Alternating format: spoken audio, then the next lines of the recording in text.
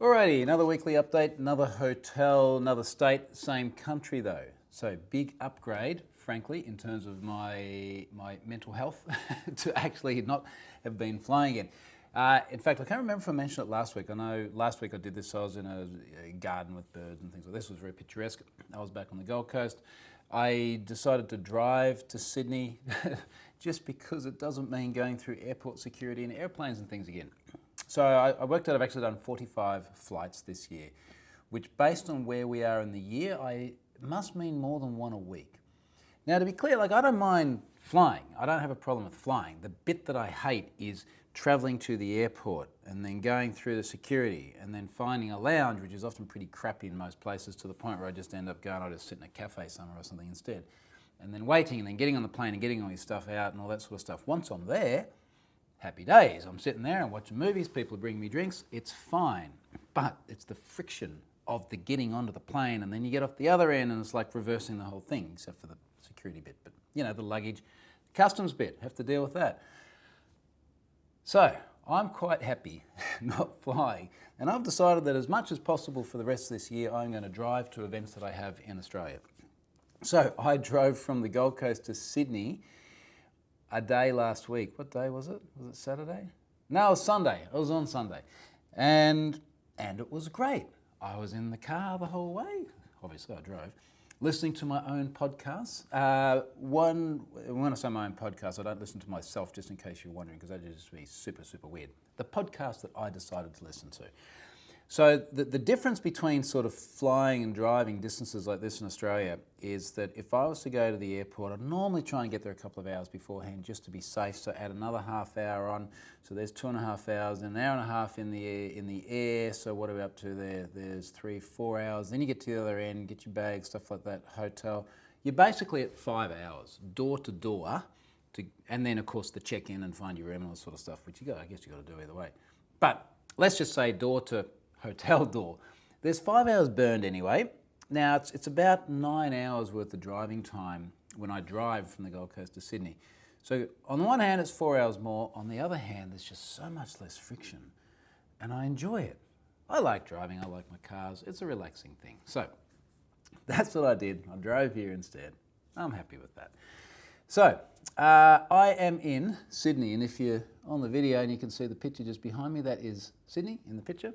No Harbour Bridge, no Opera House, but the tower's there and the rest of it's under fog. Regardless, believe me, I'm in Sydney.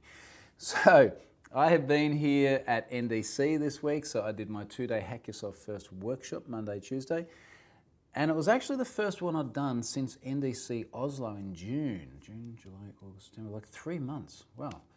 And it actually felt like quite a long time. And it's always funny when a little bit of time passes and then a bunch of stuff is suddenly different. I'll give you a good example, a few things that come immediately to mind. I normally use a service called Entropay, entropay.com, to demonstrate how to do enumeration properly in terms of password reset, not disclose the fact that an account exists. Turns out Entropay's dead. So they're gone. That doesn't work anymore. So that one has changed. I can no longer show EV in Chrome because EV doesn't exist in Chrome anymore, not without drilling down into the certificate. So that was different. And it's only next week that Firefox gets killed from its browser as well. Mozilla gets it killed from their browser. So I got to figure out, the next time I do this workshop, how am I going to show EV? I have to have screen caps or use Edge. I wonder how long it's going to stay around in Edge for. That's a good question. So, stuff like that constantly changes. It's a little bit of a reminder that it's just a constantly changing industry, which is one of the things that makes it really interesting. So I did that, spent a couple of days doing that. I've done a bunch of media stuff while I've been here as well. I did a really interesting podcast yesterday morning with a non-tech person, but someone really interesting in not even in the industry, in Australia. So when that's out, I'll share links to that. That'll be an interesting one. Did some more media with SSW yesterday afternoon. So this is Adam Kogan's company. Some people know Adam. He's a pretty prominent Australian bloke. A mate of mine, so I did some interview stuff with them. I think I did something else today. Oh yeah, I did a totally different private event today because I didn't have enough events on. And of course, I did do my NDC talk earlier on in the week. And what I decided I'd do in this update, because clearly I have not had enough time to do much else, is I'm going to go through and sort of recap on some of the tweets of the week. I did that a couple of weeks ago. People seem to like it. So I'm going to recap on that talk as I come through because there's some really good tweets with that and some photos, and I sort of picked up on the highlights. So with that in mind, sort of going back through the things that I tweeted during the week, and in fairness, like that, this is not just me cheating trying to do an easy or weekly update. That's usually the stuff which is relevant and newsworthy. So things that I thought were interesting here. One of them really stood out, and it did upset some people. So, Emily Stark. Now, let me get Emily Stark's correct title right. Security engineer working on Google Chrome and Blink, trying to make the web a less scary place. Now, Emily is a super smart security engineer, and everything she has to say is always really interesting when it comes to how Google is designing Chrome as a browser, particularly around things like visual indicators. And Emily's in a thread just here, and she's replying to someone who says, given that the EV visual indicator has finally been removed this year, should we expect the removal of the padlock visual indicator in 2020/2021? So the question here is really addressing whether or not there is an ongoing need to have a padlock icon in the browser. Now, as soon as I start sort of raising that, you can see where some people might start to lose their mind because they'll go, oh my God, otherwise how do people know it's secure unless there's a padlock there? And I think this is sort of one of the talks I do as part of my workshop as well. It's worthwhile looking back at history and where we've come from and where we're going. So if you go back, let's say, just for safety's sake, we'll go back 3 years. Now, 3 years ago, when you went to a website served over HTTP, there was no visual indicator about anything being secure, obviously, or dangerous. It was just like you were on a website. This is the default experience. And what would happen back then is that then you'd go to a secure website. Let's say you go to your bank, and it would be served over HTTPS. And because HTTPS was special, there'd be a padlock icon. And back then, of course, Chrome used to say secure as well, and stuff used to be green. Doesn't say secure or green anymore, still padlock icon.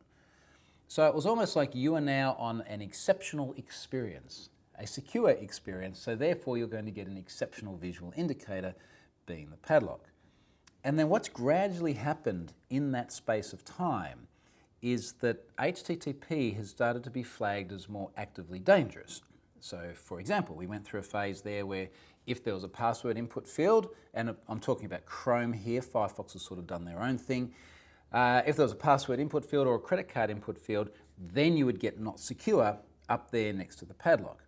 And then if there was an input box, as soon as you entered anything into the input box, it would say not secure. So it doesn't have to be like password or credit card, it'd be like a search box. Type a single character and it goes yoink, not secure. And then of course, it must have been about October last year, I think, we got to the point where now the browser on any non-secure website, so any HTTP website, don't lose your mind, I know that there are other things about it that could not be secure. Any HTTP website, it says by default now not secure. So now we're sort of pretty much at parity insofar as not secure is flagged as not secure, secure is flagged as secure, even if it's just a padlock, but it's a positive visual indicator, and this is where we are. Now, according to Firefox, about 80% of all internet traffic at the moment is sent over an HTTPS connection. At what point do we say we no longer need to actively flag secure content as secure? And again, we're using the word secure just to imply the transport layer here. So for argument's sake, looking at the rate of growth of HTTPS over time, once it's at 90%, why do we show it? And for the longest time, there's been indicators from the Google Chrome team, among other security, I hate to say experts, let's say people in the field, that as we progress, doesn't make sense to show a positive visual indicator for something which is the de facto default experience anyway.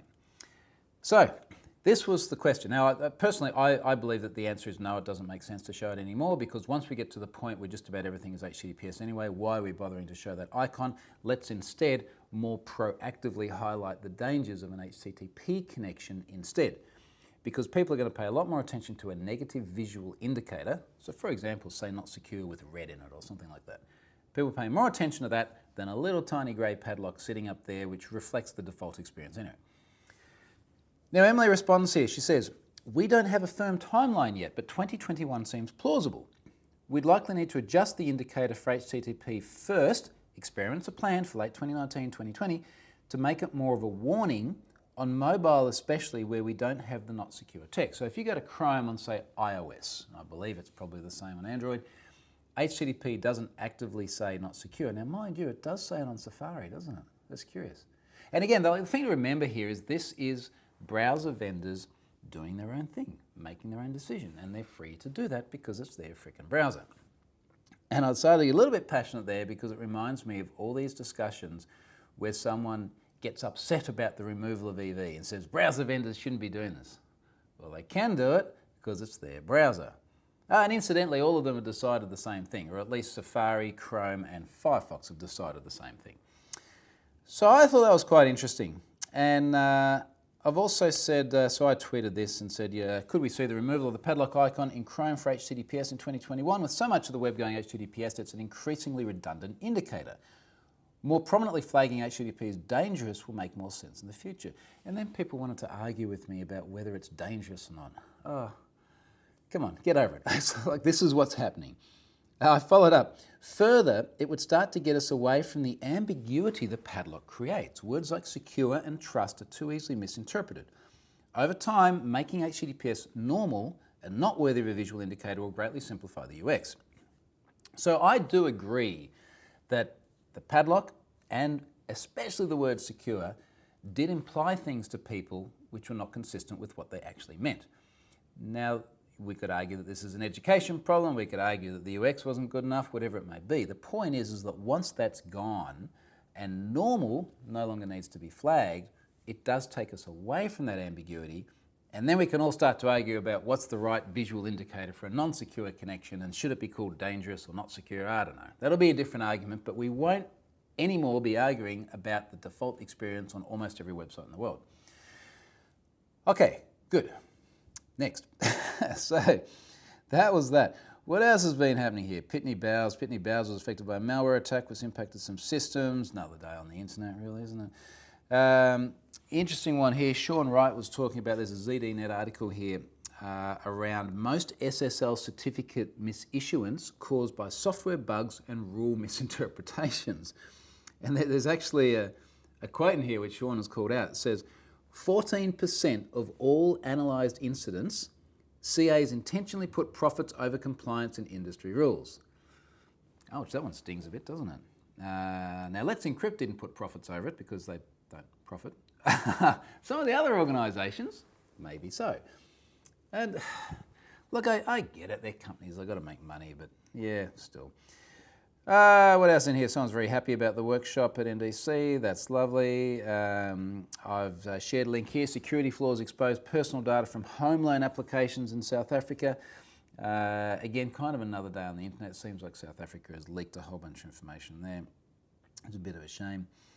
Scott Helm Scott was doing some filming, and he says here, anyone who has done filming work will feel this pain, but they wanted a shot of me typing to use as B-roll. Now, B-roll is when there might be a journalist talking about something and they just want an image in the background or a video in the background of you doing something cyber-like. So both Scott and I have done this a gazillion times, and the reporter will say something like, so can you just like sit there and look at the screens and move the mouse around and pretend you're typing on the keyboard? So Scott shared what he was typing, and frankly, it's all just crap. And I felt like, well, it's literally crap.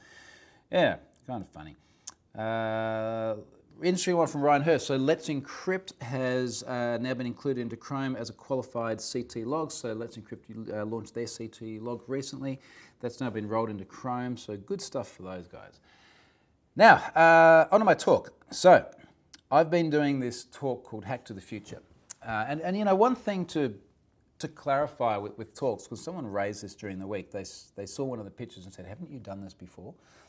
It's like, yes, I have, because I do dozens and dozens and dozens of talks every single year, and I do kind of have to reuse some material.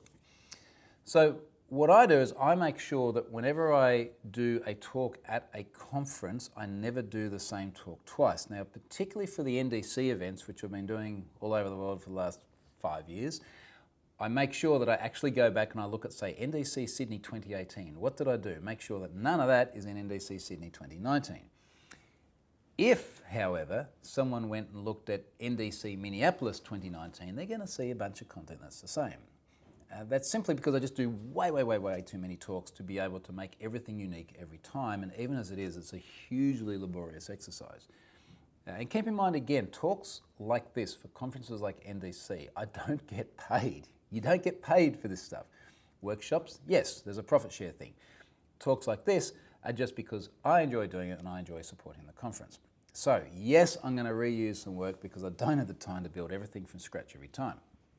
Now, even though that was the case, I did get my evals. It was, I can't remember if it was 142 or 144 green cards.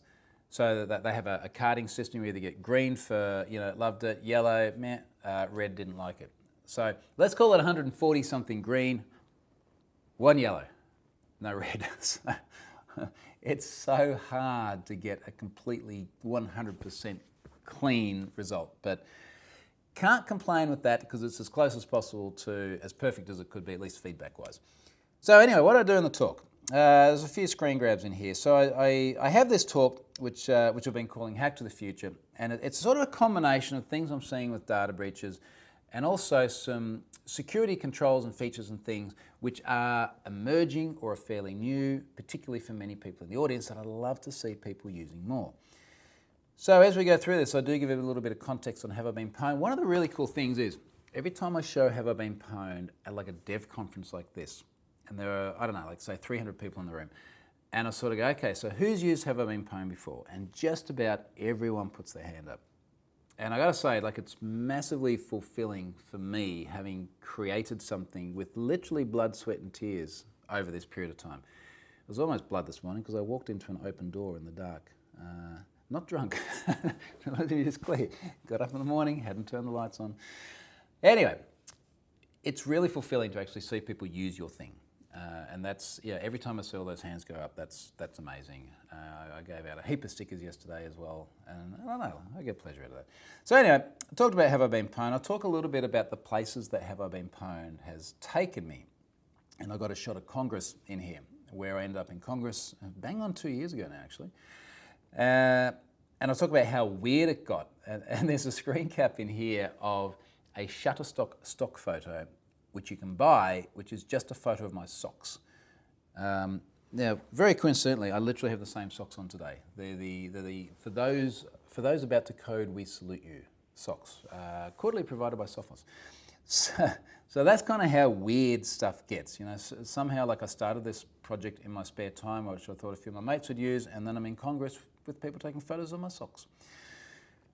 Fun times. I go and I talk a little bit about data breach disclosure and the difficulty in it. And I use the adult fan fiction website as an example.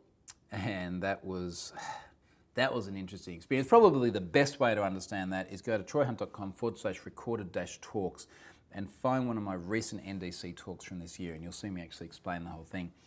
Talk a little bit about LUAS as well, the Dublin Rail System. So they got hacked, and someone completely defaced their website and said, "Some time ago I wrote that you have serious security holes. You didn't reply. The next time someone talks to you, press the reply button." And I've got this in the talk because I wanted to just reiterate how important it is to be contactable if you have a security incident. Now, I then go on and talk about security.txt. And security.txt absolutely freaking rocks because it is a text file you put on your website with security contact information. So that if I find a vulnerability in your things, or someone sends me your data, or if anyone else does and they go to look at that security.txt file, they know, first of all, the organisation has thought about this and they're actually serious about learning about security vulnerabilities. Second of all, they know who to contact. And thirdly, you have information in there such as your public key. So if someone wants to encrypt their communications, they can do that. Now, Scott's website, crawler.ninja, crawls the top 1 million Alexa websites every single night, and it pulls back a list of every website that has a security.txt file. Check out that list. There's a bunch of big names on there. Every single domain of Google you can think of is in there, but a bunch of others as well. Dropbox is in there, BBC's in there. I found a bunch of Aussie ones in there when I looked at it during the talk yesterday as well. So, security.txt, do that. I've also, I think I'll just share a link to this one. I talk about the Nissan app. So a couple of years ago, someone in one of my workshops found that Nissan had a rather egregiously stupid vulnerability. I think that's not too much of a disingenuous way of putting it, where, can't believe this, the API key that the mobile app used to control things like the climate control of the car was literally just the VIN number of the car. So if you had the car's VIN number, the thing that's printed in the windscreen of the car, you had control of the car. So anyway, I go through and explain that, and I may have then used a photo of Scott, who had a Nissan Leaf at the time, and he helped me with this. Used a photo of Scott, which is, what's the right way of putting this? Doesn't possibly show him in his best light. Yeah, it's a big photo. It's on the big screen. But we have fun. Anyway, so I do that. A little bit more on that. There's a bit here as well where I actually wrap up this talk by trying to demonstrate, I guess, an IRL, an in real life example of what disclosure tends to be like. And we're talking about disclosure of security vulnerabilities or data breaches, which, as I said before, in the Lewis example, and same with the adult fan fiction one, can be painful, where people don't pay attention, and you get responses from organisations where they clearly just don't understand what's going on. And in this talk, I talk about a YouTube account called The Lockpicking Lawyer, and in fact, the Lockpicking Lawyer did chime in on one of these discussions. And I do always make sure that if I'm showing anyone else's content or referring to other work that they've done, I do always name them. So go and check my videos out. I always talk about Lockpicking Lawyer. Anyway, this is an interesting guy because he goes and does physical penetration tests on padlocks. Go and watch some of the videos. Seriously, if you go into YouTube, look for Lockpicking Lawyer. They're fascinating because it's like, how big do my bolt cutters need to be to, say, break through this heavy-duty padlock, or can he pick them with lockpicks? Anyway, he's got this padlock here, which it's a biometric padlock, right? So it's a padlock where you just put your thumb on it and it unlocks. And the image is fascinating because there's a screw on the side of the padlock, and he's got a little highlight, a little circle around the screw, and he says, all you have to do is take out your screwdriver, undo the screw, padlock falls apart. Now that, to me, in and of itself is kind of hilarious, but the really hilarious bit here, and the reason why I show it at the end of a talk about data breaches, is he shows the response after he exercised responsible disclosure, got in touch with the organisation, said, hey, I took my screwdriver out, undid the screw, your padlock came apart. In their response, they say, this is the response from the company, the padlock is invincible to people who do not have a screwdriver. Ta-da! It's a finale as a talk. It's just insane. And it just so perfectly illustrates the difficulty that organisations have of actually understanding risk when I disclose data breaches to them. So that was kind of hilarious. Bunch of TikTok track in there as well. That's the gift that keeps on giving, the way that whole thing played out. Probably better just to watch some of those recorded talks, that one. All right, so what else is in here? A few other funny things, more photos of Scott, bad ones. I had a harbour cruise. So one of the things that we do with the NDC conferences in London, Oslo and Sydney is there's always a cruise. Sydney one is out on the Sydney Harbour, London is on the Thames. Oslo, sorry, UK friends. The Oslo one's through the fjords, which is actually super cool. Went out on the one on Sydney Wednesday night, took a night mode photo with the iPhone 11, and it is pretty amazing.